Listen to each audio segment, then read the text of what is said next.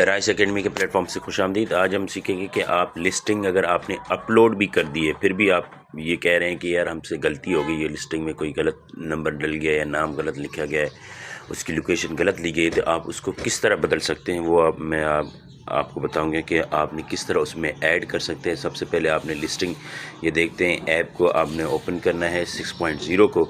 वो जैसे ही आप ओपन करेंगे तो ये इस तरह का आ जाएगा। आपने अपने ब्लॉग पे टिक करना है, जहाँ पे इंग्लिश लिखो, जहाँ मैं टिक कर रहा हूँ इसी को टिक करेंगे तो आपके पास ये सारी इन्फॉर्मेशन आ जाएगी, कितने हाउस होल्ड थे ये सारे। आपने फिर यहाँ पे कंटिन्यू को टिक करना है। कंटिन्यू को जैसे टिक करेंगे तो आपको ब्लैक का एरिया वो लिखा आ जाएगा।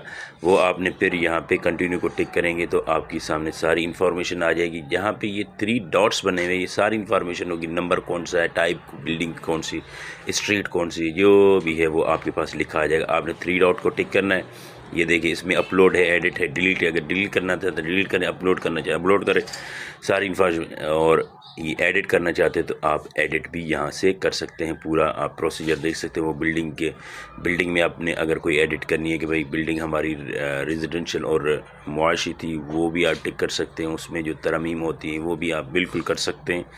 ये सारा आपके सामने आ रहा है और उसके नाम वगैरह, फ़ोन नंबर सारे बदल सकते हैं आप।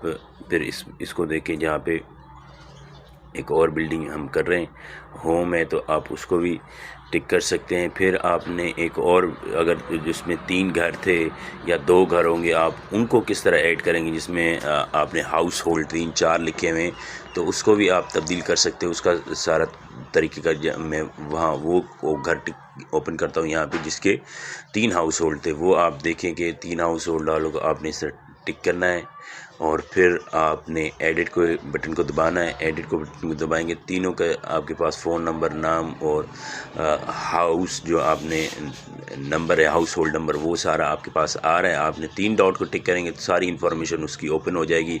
यहाँ से आप इन्फॉर्मेशन चेंज कर सकते हैं, दोबारा फॉर्म फिल कर सकते हैं और एंड पे आपने सेव कर देना है। जो भी चेंजिंग करनी आपने एनी आओ, एक चीज़ याद रखनी, आपने सेव करनी है और उसके बाद आपने कंटिन्यू कर देनी। कंटिन्यू के बाद जो भी आपने करना ये होता है कि अगर आप चाहते हैं न्यूमरेशन में वो ऐप, फिर आपने न्यूमरेशन में अलहदा जाके आप उसको इंपोर्ट इन्फॉर्मेशन करेंगे, फिर वो जाके न्यूमरेशन ऐप में ओपन होती। तो ये बिल्कुल सिंपल सा तरीक़ेकार है जिसके थ्रू आपने अपनी लिस्टिंग को चेंज कर सकते हैं और लिस्टिंग को न्यूमरेशन ऐप के थ्रू अपलोड कर सकते हैं।